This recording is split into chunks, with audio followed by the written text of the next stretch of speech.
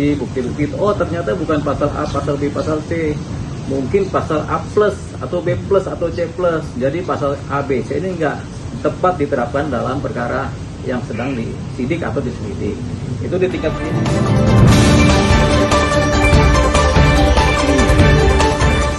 Eksepsi, dimulai dari eksepsi dari Nikita Mirzani yang soal dia merasa keberatan adanya menyebut sebagai ada penyelundupan pasal gitu Bang, dari yang awalnya 368 jadi 369 gitu. Apakah dalam hukum sendiri hal yang wajar atau tidak ketika ada koreksi dari pihak kejaksaan atas pasal yang diajukan oleh penyidik seperti itu Bang?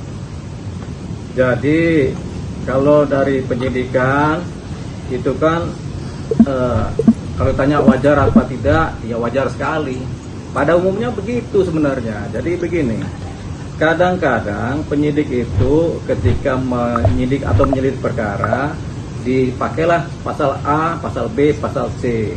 Cuman kemudian temuan di lapangan dari keterangan saksi, bukti-bukti, oh ternyata bukan pasal A, pasal B, pasal C, mungkin pasal A plus atau B plus atau C plus. Jadi pasal A, B, C ini nggak tepat diterapkan dalam perkara yang sedang disidik atau diselidik.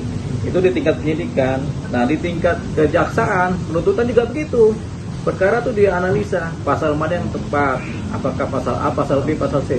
Oh ternyata setelah kita rembukan bukan pasal itu, tapi pasal B, F sama G yang tepat. Jadi ada perubahan. Makanya itu yang disebut sebagai ruang perubahan pasal. Itu umum dan sah dan legal berlaku dalam sistem hukum kita. Nggak ada yang nggak legal. Begitu, jadi makanya ada P18, P19, kan tujuannya itu, penentuan pasal itu dari jaksa. Penyidik kasih pasal ini, tapi jaksa pakai pasal yang ini. Kenapa yang lebih tepat ini? Pasal yang ini. Kenapa begitu? Supaya nanti pas di proses hukum di persidangan tidak terjadi salah dalam penerapan hukum. Penerapan hukum apa? Penerapan hukum pasal-pasal yang dikenakan, yang dituduhkan itu tadi. Jadi itu wajar sekali terjadi. Jadi kalau ada yang keberatan kok tadinya pasal A jadi pasal B, berarti dia belum paham tentang apa, tentang prosedur hukum, tentang proses hukum. Kita ambil contoh begini, ada kasus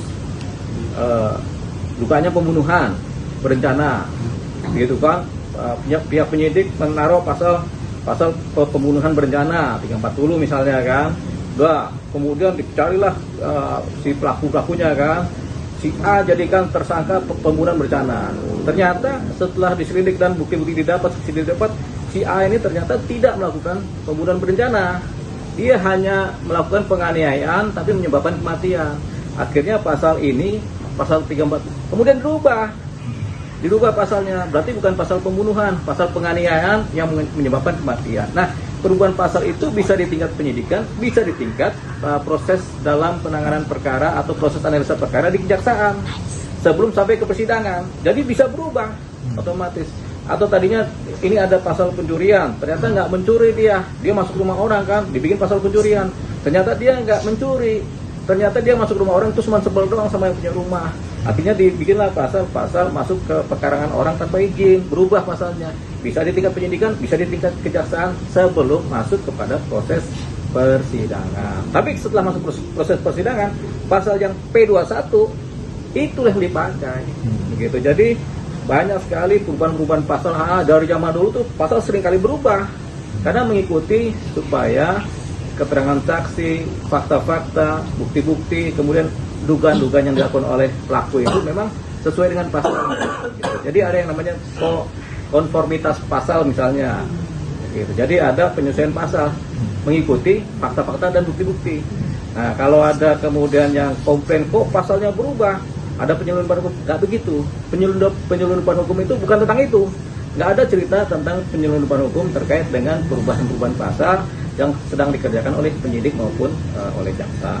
Kecuali setelah dalam proses persidangan sudah ditentukan pasalnya A, B, C, tiba-tiba dalam proses persidangan tiba-tiba jaksa kemudian merubah lagi pasalnya, itu nggak bisa setelah persidangan. Tapi sebelum persidangan bisa sampai pada titik P21.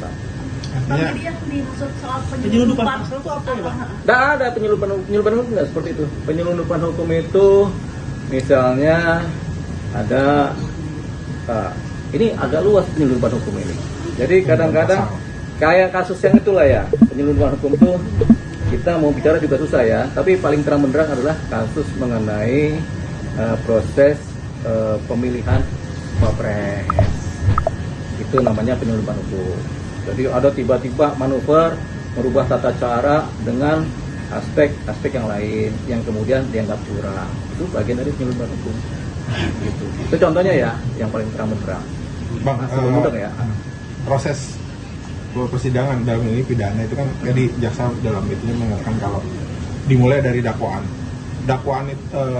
Untuk dakwaan itu yang paling berkuasa itu ya kejaksaan gitu untuk menentukan pasal-pasalnya. Oh iya dong. Nah, jadi pihak penyidik polisi mengajukan persangkaan tingkat pertama, kemudian pihak jaksa kemudian merapikan persangkaan tersebut nantinya menjadi suatu dakwaan. Dalam proses dari persangkaan kepada dakwaan ada proses namanya proses pencucian pasal, pencucian fakta, pencucian bukti, pencucian saksi, mana-mana yang masuk akal, mana-mana enggak, mana-mana yang related, mana yang enggak, mana-mana yang punya benang merah, mana yang enggak, mana-mana yang kemudian menampilkan suatu keadaan-keadaan tindak pidana, mana yang enggak. Jadi begitu. Jadi proses namanya pencucian. Jadi dicuci dulu sampai kemudian dari persangkaan, persangkanya ini dicuci menjadi kemudian bersih, baru masuk kepada posisi pendakwaan. Ketika pendakwaan berarti kan berkas P21. Pendakwaan dikirim ke persidangan, itu yang sudah mengunci. Dakwaan itu yang paling mengunci. Jadi bukan persangkaan di pihak kepolisian bukan, atau di tingkat pertama kejaksaan bukan, tapi di tingkat wilayah pendakwaan di persidangan setelah P21. Bang, ketika jaksa CPU membacakan segala macam bentuk tuntutan itu ya Bang ya, dakwaan dan ada pasal-pasalnya, mungkin nggak Bang?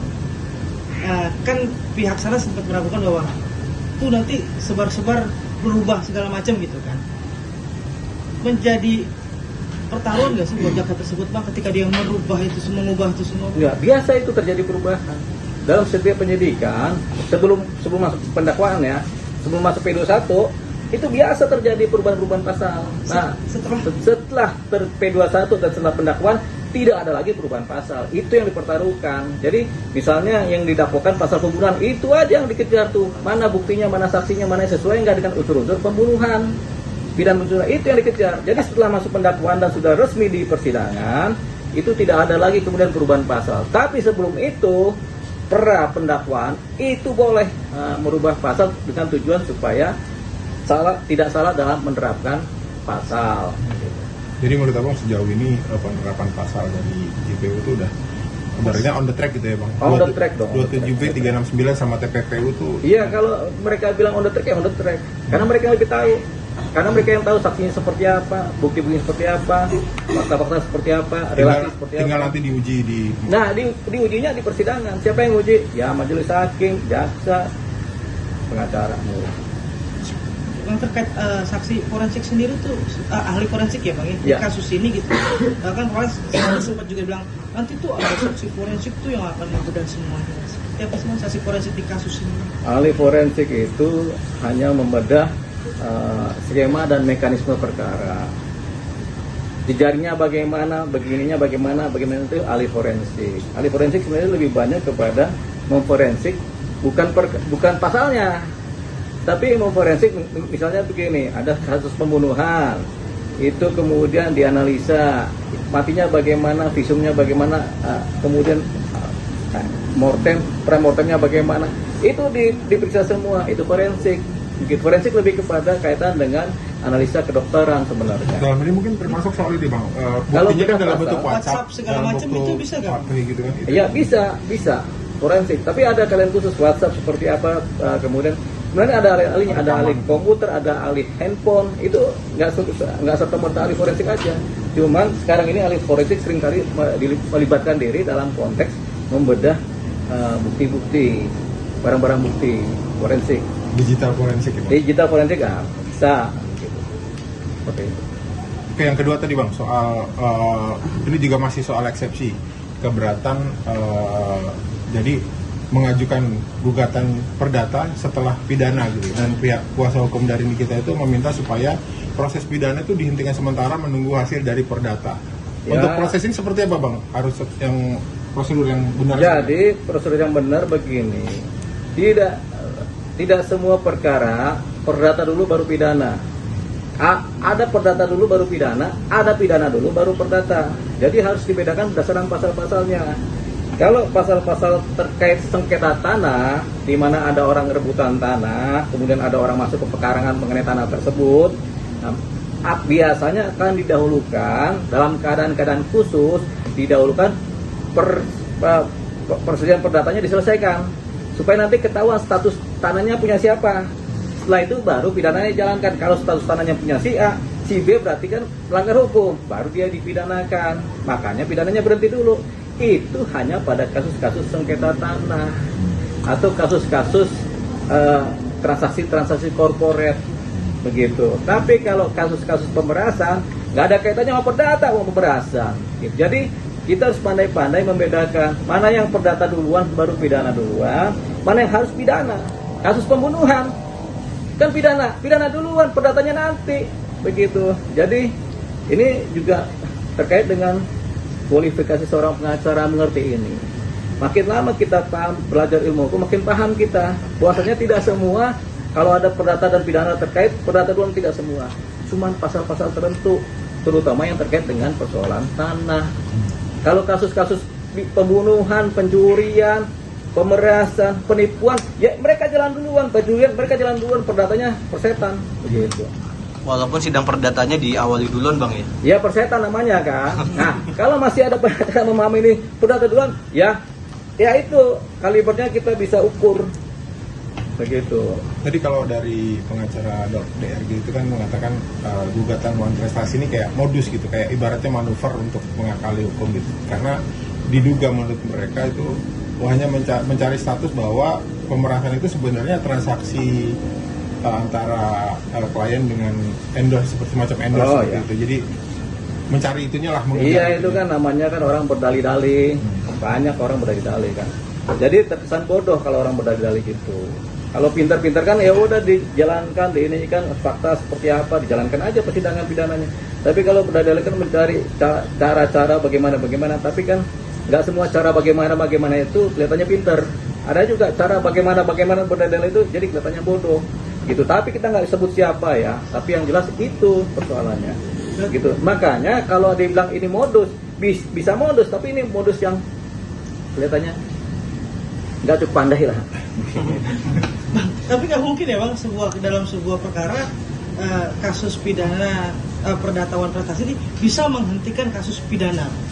Kan itu sudah kita bilang, hanya kasus-kasus yang terkait dengan sengketa tanah, di mana perlu didahulukan status kepemilikannya, baru pidananya jalan. Itu hanya sengketa tanah. Gugur nggak mungkin ya Bang? Apanya? Gugur yang pidana nggak mungkin ya? Karena kan kalau kasus pemerasan nggak ada gugur, kasus pembunuhan nggak ada gugur. Mau ada perdata seperti setinggi langit juga, kasus pembunuhan tetap ada pembunuhan, kasus pemerasan tetap ada pemerasan. Jadi nggak ada gugur-gugur. Itu makanya kita dibilang modus juga nggak terlalu modus karena nggak terlalu pandai dalam bermodus kan. Jadi ini sebenarnya ya begitulah.